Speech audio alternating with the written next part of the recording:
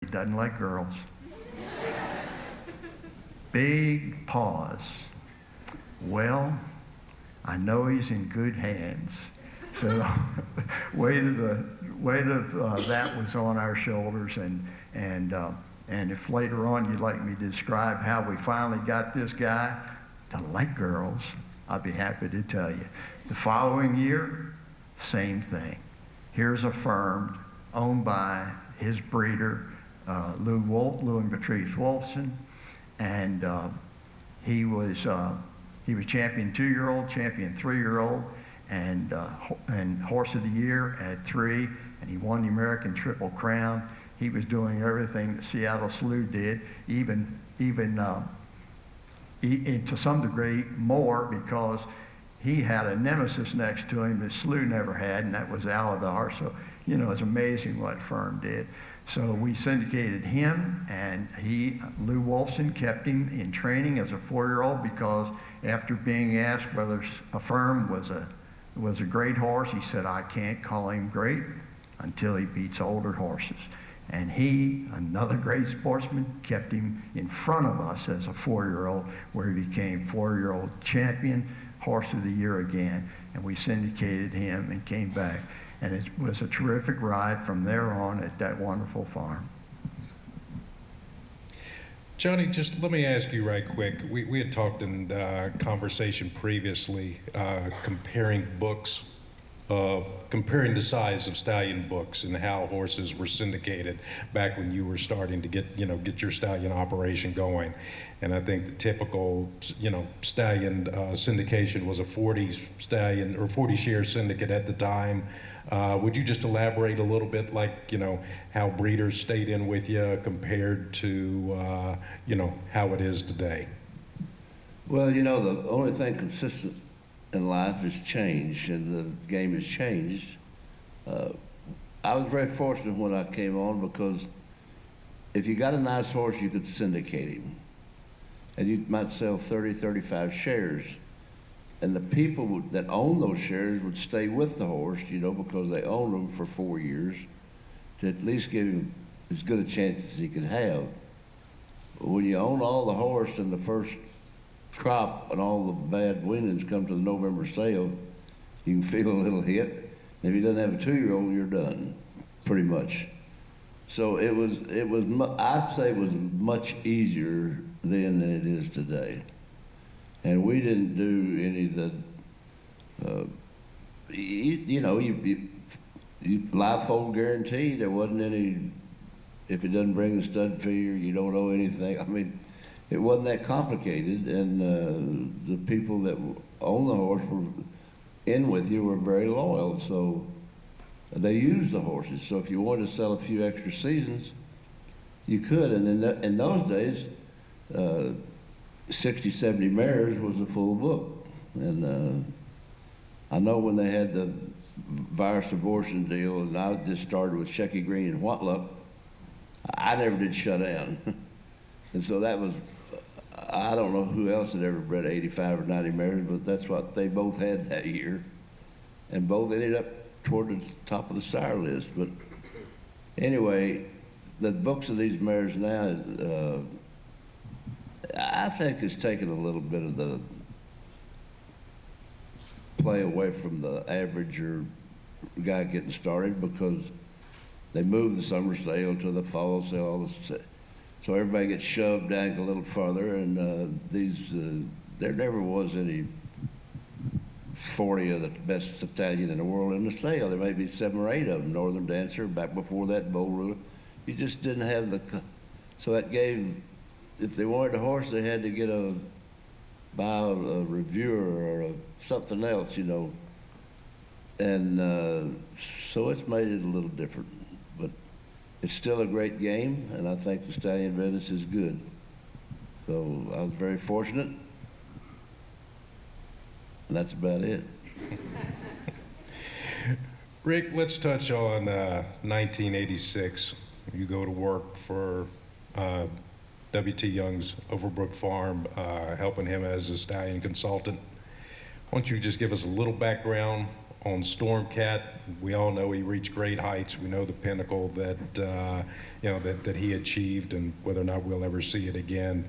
We certainly had economic influences. There were influences in the horse business that drove him there. But with all that said, he was still a remarkable sire of our time. So I'll let you take the stage. I began with Overbrook just providing general consultation and appraisal services from a remote office. I had an office in the corporate center,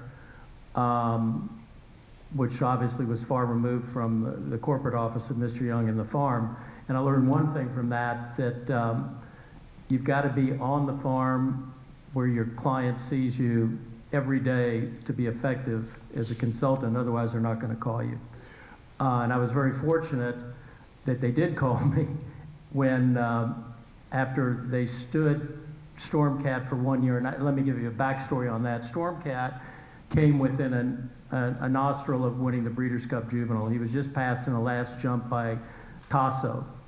And if you believe stallions come from crops, Stormcat's crop had, and I won't think of them all, I think, and I may be wrong on this, but the effect of these horses, Tasso, Mogambo, Danzig Connection, there's one other horse I can't think of who was in that crop.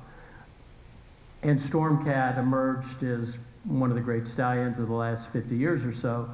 And nobody even remembers, or half the people in here don't even remember those names because you don't even see them on pedigree pages. So Stormcat was champion 2-year-old. He had an injury at 3, surgical injury. And if I'm not mistaken, I think he missed his 4-year-old year as well. So when you get that far away from the highlight, what you were really the best doing, and you're not conformed to where David Hanley would pick him out and say, this is a real good looking horse, I got to breed to him, you're in trouble. So you may have thought that he was worth 30,000 live foal after the Breeders' Cup, but you've got to divorce yourself from that philosophy once 2 years have passed and the bloom is gone. But he stood for 30, and with offset knees and kind of a short neck, but a powerful horse, he didn't attract much interest. And Overbrook, it was their first horse, so they didn't have built-in clientele that they could squeeze to breed to him. And I'm going to say 60-odd mares he bred. So the mistake, when you've made the mistake and you price them and overprice them in your first year, you're dead. I mean, everybody who's tried to manage a stallion who's in this room realizes, what are you going to do? Well, the one thing you've got to do is if you're smart enough and you take your ego out of it and you realize you've got to backpedal, you've got to overcompensate on the downside. You don't nibble down and stand it for 25 as next year. You go down to 15, because what you want to do, and you may not even get enough people, but you've got to get numbers. You got to get some mares to him. But he stood at 25, and then the following year he stood at 20. So those nibbles really didn't pick people up and carry him forward with the horse. I came on to manage Stormcat in the middle of his second breeding year. So I had the second, third, and fourth year, what are we going to do kind of thing. And we struggled through with 60, 70 mares each year, and they certainly, the mare index on these mares was not very high. And I remember we had to do foal sharings. That's, first sign of weakness is you have to foal share, and invariably you're going to foal share with a weaker mare than that stud fee warrants. So we went out and we looked at every foal on the foal share prior to the yearling sales. And we did whatever we could to keep the bad ones out of the sales. We'd give them a free season, whatever we could, and let them have the horse. They could have the horse and still get a free season. And still, doing that, of a relatively small first crop, his first crop of yearlings, I'm going to say, averaged something like $47,000. So we really struggled with this horse on through. So we get to his fourth year, and thankfully, you didn't have the 2-year-old sales as the barometer. The 2-year-old consigners and all the Sharpies that want to bet on the first crop of where they're going to run, they're always checking with 2-year-old consigners. Well, certainly there was a 2-year-old market, but no one was smart enough to try to get a beat on the first crop sires at that time. And if they had, I don't know if they would have picked on Stormcat or not. Fortunately, he had a few early runners, and he had a futurity winner in the Southwest, a filly named Joy Baby. And he ended up with, I don't know, 3 stakes winners, a small number, but certainly none of them were top-graded quality, but enough to get interest. So we were able to raise him back up to 25,000. You have to show strength. He's been 20, so you have to raise him somewhere. And the reason we didn't go below 20 in his 4th year, because we realized the die is already cast, the foals are on the ground, so we might as well have a higher base from which we can raise him in the event that he does hit. So that's why we were raising him from 20 as opposed to from 15. So we raised him to 25,000. We were able to fill his book. I sold some no guarantee seasons early, just to some bloodstock agents, just to try to get the horse out in the public eye and create some excitement. So I might get my timing off on crops, but he had the filly out of the Aladar mare, November Snow, who won the Alabama the next year. So that let us set sail a little bit. We went from 30, and we had some other good horses. I can't tell you all their names and at what stage of his career they won, but we went from 35 to 60 his next year. And every time we raised this horse, and I can give you levels, I've even got it written down here, levels of at which we raised or to which we raised this horse, we never went past our market. We always had demand outstripping supply. And he was fortunate, so much has to do with luck, he was fortunate that when his first crop ran, that was right about the bottom of the market at that time. So from that point, and I'm going to call it around 92, from that point up until the early 2000s, maybe there was a slight pause for the market to catch its breath, but that market kept going up. And as it went up, it took Stormcat's stud fee with it. So he went from 60 to 100 to 150, may have stopped at 150 for another year and probably didn't need to.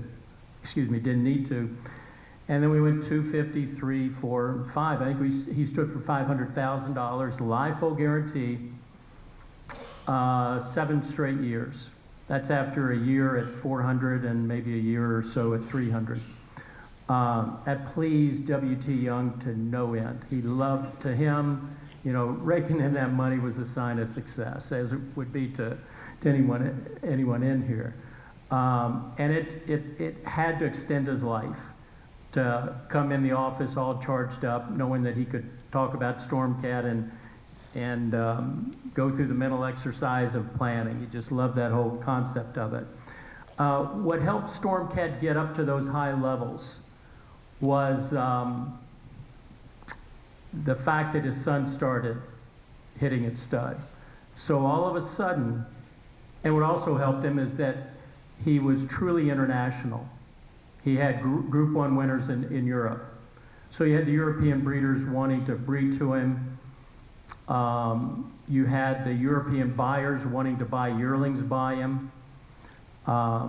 You had the smartest guy in the business, John Magnier, wanting to buy breeding rights when we floated the idea to him. And we did that when Stormcat was getting in his mid-teens, 15, 16, 17, something like that, and the insurance rates all of a sudden were 15, 16%, something like that. And to insure him for his real value became prohibitive, so we came up with the idea to sell breeding rights and not shares in the horse, because shares are giving up ownership, breeding rights are just selling one-time breedings to the horse. So Magnier, again, the smartest guy in the room, he bought 13 breeding rights when we offered them for sale. And then once the word got out, there were other significant breeders like the Mocktoon family and the Lions Summerwind Farm, and WinStar, and I'm going to omit some people because my memory can't pick them all up. But we were able to get enough people together. A few of them bought 2, and we sold another 12 breeding rights the next year for more money than we had sold John Magnier, the 13 the year before. And those breeders bred for many years on those breeding rights, and more than justified their expense on the horse. It laid off a good bit of de facto ownership in the horse and risk because we had 25 seasons sold every year. And that is the evolution of Stormcat is a stallion, and I was fortunate just to hang on to his withers and ride along with him. John, we touched a little bit on the management of stallions yesterday in our conversation. I know that Slew, as you mentioned, when you first brought him into the breeding shed, wasn't really enamored with his job. Why don't you share with us, now that that's in the past, some of the tricks that you did to, because I know he was, once you got him going, he was a prolific breeder. He had a great conception rate, but I know that the task of actually getting him to cover a mare wasn't always the easiest job. Yeah, Bain, it was really a challenge. I oftentimes look back on that and I tell people that the day before Slew got to the farm, my hair was all black. After that first encounter with Slew at the breeding shed, it started turning a little gray. Let me just back up a little bit and say, you know, when I came to Spendthrift, I was like a kid in a candy store. I mean, we had Nashua, Gallant Man, Prince John, Fleet Nasrullah, Raising Native, Exclusive Native, Bold, Hour, Never Bend. I mean, you can imagine. At the breeding shed, the most aggressive stallion among those horses was Raising Native. Hands down, the most aggressive breeding horse I've ever been around. His sons and his grandsons were very much like him. So they were easy. The worst thing in the world for a stallion manager is to have a slow horse. Some horse that comes in the breeding shed looks up at a window to see a sparrow up there, you know? And you breeders, you mare owners, you can understand that. This is murder. So Seattle Slew was a hot-tempered horse. There was a guy named Kennedy that would gallop him. He was his exercise rider. And much of the success of Seattle Slew on the racetrack is directly attributable to this wonderful exercise rider. They oftentimes, a Slew was so fiery, they would have to gallop him backwards on the racetrack. I don't think that's permitted anymore. They never breezed him backwards the wrong way, but they would gallop him backwards to try to calm him down. He was that fiery horse. So when he arrived at Spendthrift, I fully anticipated this guy to be another Raising Native. Well, surprise. He was the smartest horse I've ever been around. In the stage of my career, I'll probably never be around a horse like that again. His eye, those of you that knew that horse or have heard stories about him, you may have heard stories about that intelligent eye that he had. It was incredible. He was a very, very intelligent horse. But he would have nothing to do with these mares. So after my conversation with Mickey Taylor, after clearing it with Brownell Combs,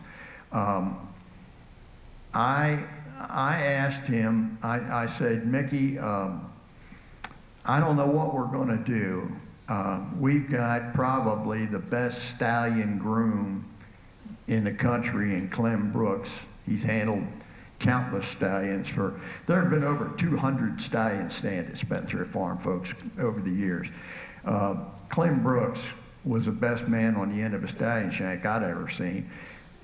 I said, Clem, what are we going to do? He says, I don't know. This is a sometimey son of a buck. I don't know what we're going to do. I said, well, Clem, if you don't know, we're in trouble. So I called Mickey and I said, Mickey, let me tell you what we did back in Maryland. If that isn't just a terrible thing to say. I mean, here I am we're in the heart of the thoroughbred industry. All the smart guys are here in Kentucky, and I'm going to tell them about what we did in Maryland. I said, I had a slow horse in Maryland. His name was Rock Talk. And what I would do is put the tack on him, and I galloped him or jogged him 5 days a week, and he liked it. I said, if worse comes to worse, do you think we could get permission from you and Jim and the rest of the syndicate that I could get on this horse? And he said, do whatever it takes. I said, another thing we did is I had a horse called Laugh Aloud, and he was a worst shy breeder you can imagine. And I would tease about 10 mares a day. And Laugh Aloud became my teaser. I said, now I know we can't use Seattle Slew as a teaser, but I've got something up my sleeve that if things don't work out, that I'd like to try. He said, do anything.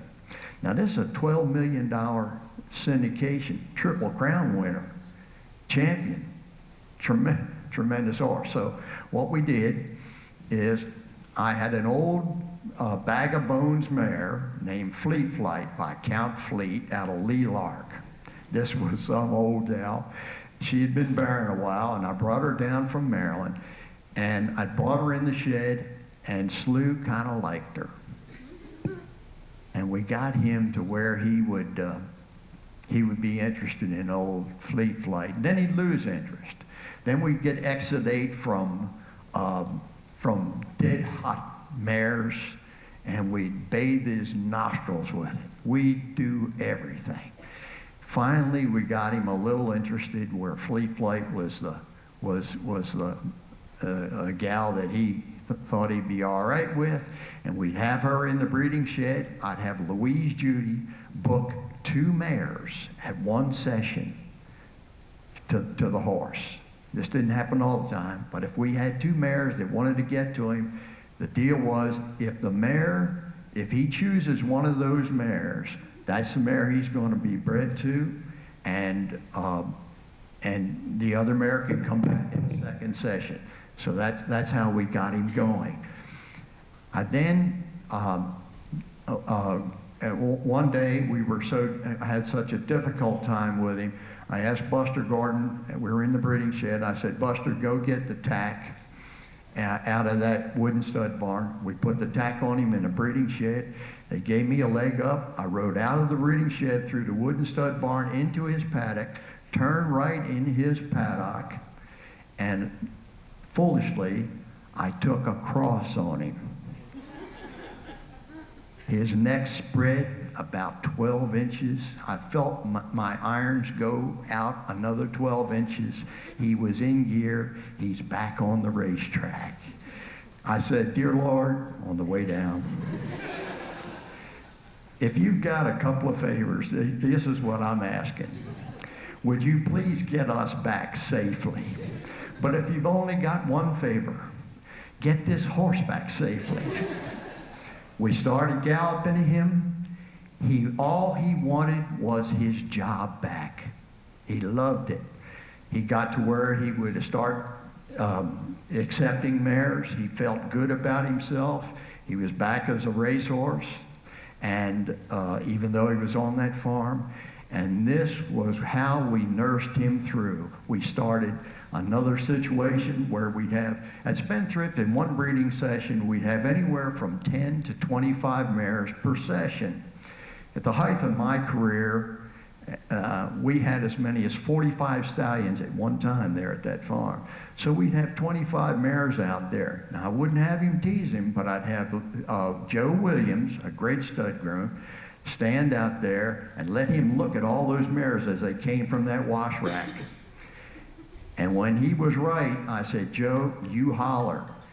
and we'd be in the breeding shed, a mare's in there, in her hobbles, stud horses ready, and I'd hear Joe say, "Yeah! Drop the hobbles. We'll be right back." We'd breed him outside, where he was, in the snow, in the rain, anything to keep him going. And that's what we did that first year. And things got better the second year, and by the third year, he wasn't raised a native, but he was sure close.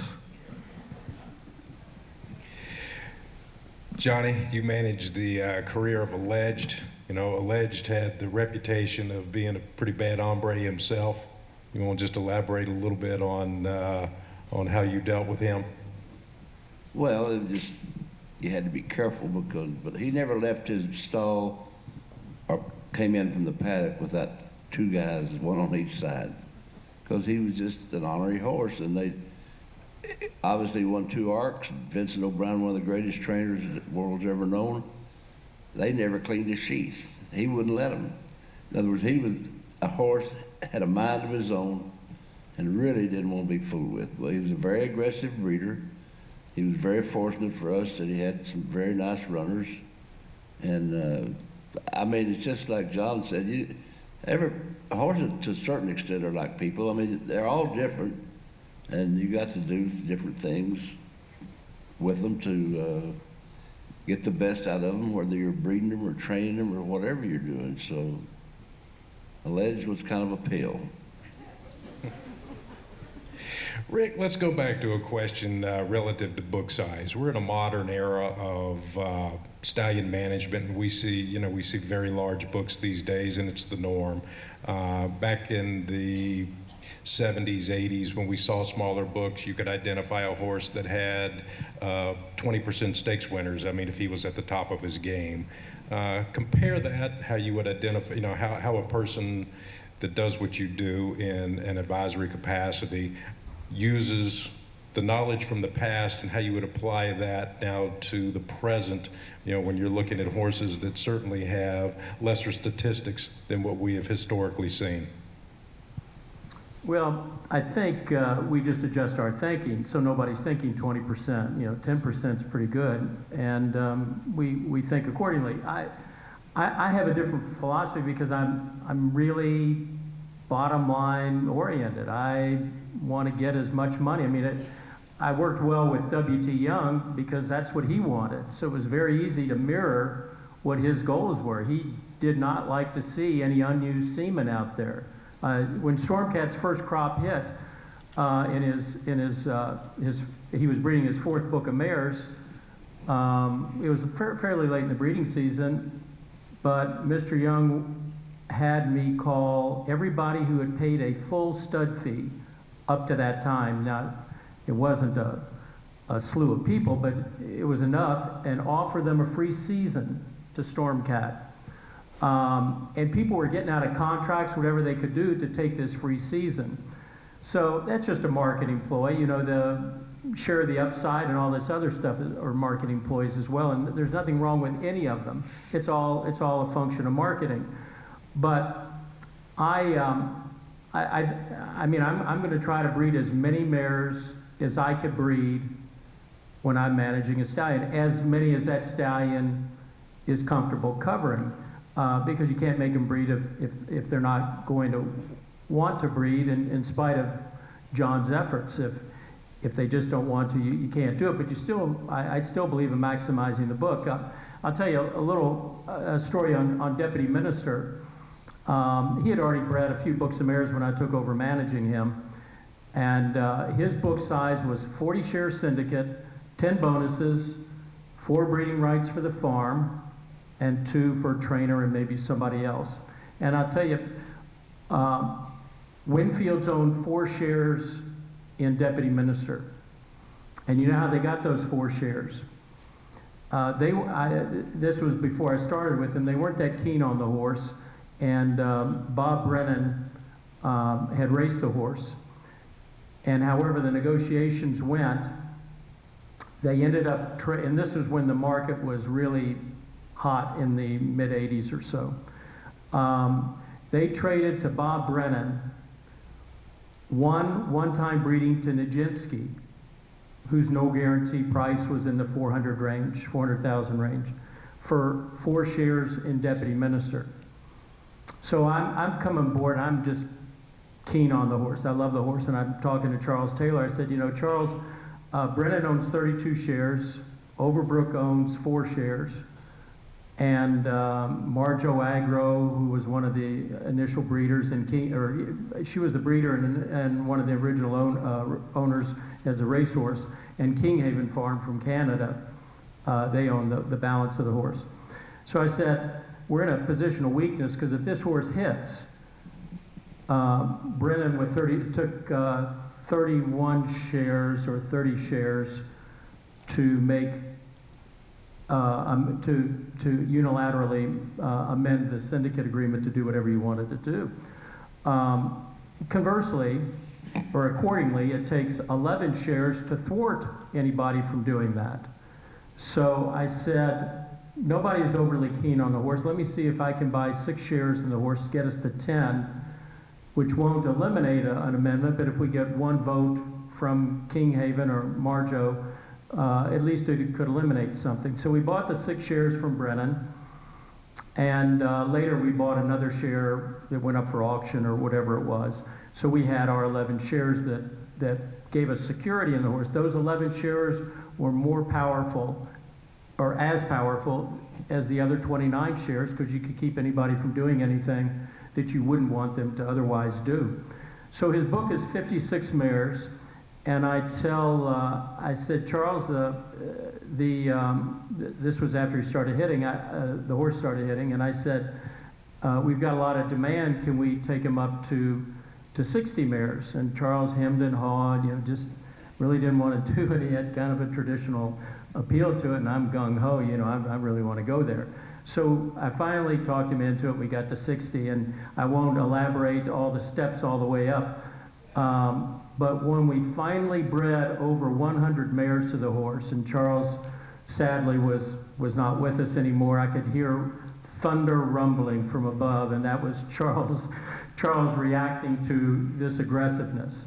But as I say, W.T. Young, we bred Stormcat. I think his largest book was 118, and we probably would have bred more if Stormcat had wanted more, and if our management style might have been a little bit different.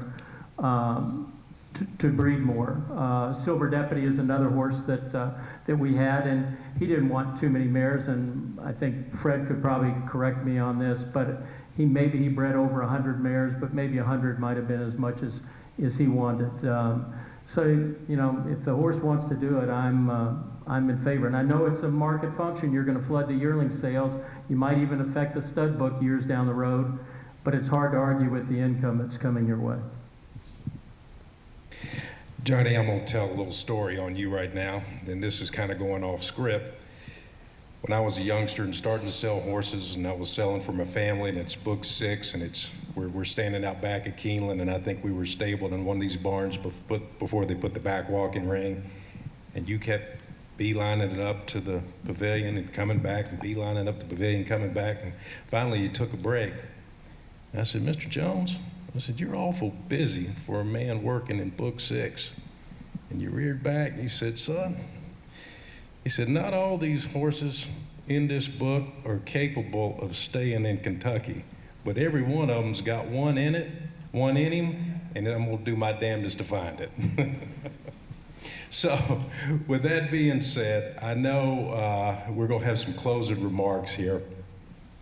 I'm gonna just let everybody take the floor at their own, just to give whatever closing they would like to have. We're a little bit over the lunch hour, but I'll let each one of you have the mic and close with your own words. Well, I feel like it's a privilege to get to be here with you guys. A lot of you I don't know, a lot of you I do know. I've gotten a little older, but let me tell you something. I'll give you some really good advice. I mean, encouragement is good. Getting old isn't too bad, because you get to meet a lot of nice doctors. And the nurses are nice. So anyway, I had a good role, and I'm very thankful. I think the good Lord was looking after me, and I've had 2 good wives, and I couldn't be happier. Thank you.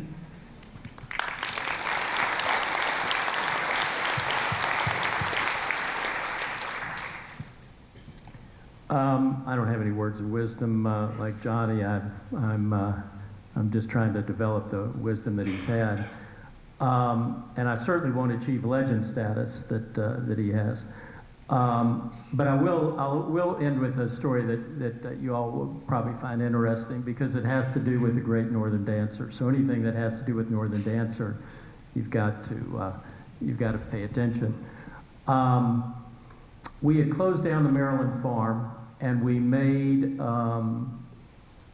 arrangements for Northern Dancer to remain there. The farm was empty; it was for sale, and it wasn't going to be easily sold, although eventually it was. And we paid a guy to just take care of Northern Dancer. And I thought to Charles, I said to Charles, you know, when Northern Dancer dies, so he's 27 or so at this time, I said, when Northern Dancer dies, you're going to want to bury him in Canada. I mean, he's a Northern Dancer in Canada. He was a national hero. I mean, as big as American Pharaoh is in America, I don't know that American Pharaoh could achieve countrywide status at any stage of his career as Northern Dancer did in Canada. That's not a statement against American Pharaoh.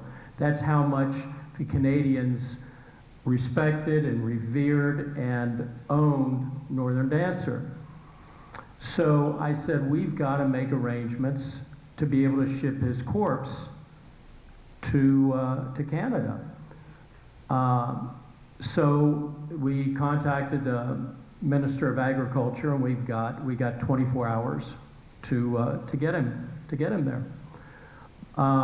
So that seemed fine. It's not a 24-hour van ride from Chesapeake City, Maryland to Oshawa, Canada. So I don't know, the next year, 6 months later, something like that, I got to thinking, what if something happens? Anyone who knows me knows that I always do look at the half-empty glass sometimes, or not always, but sometimes I do. So what if something happens? You know, there's traffic, it's snowstorm, ice storm, and he can't get out or something like that, or the van breaks down. I said, as easy as the 24 hours was to get, how about maybe we can get more than that? So we went back to the Minister of Agriculture, and it took some time, but they gave us 48 hours to get his corpse over. You know, they'd be protective about a decaying animal. So, in the middle of the night, I get a call, he's colicked, and we decide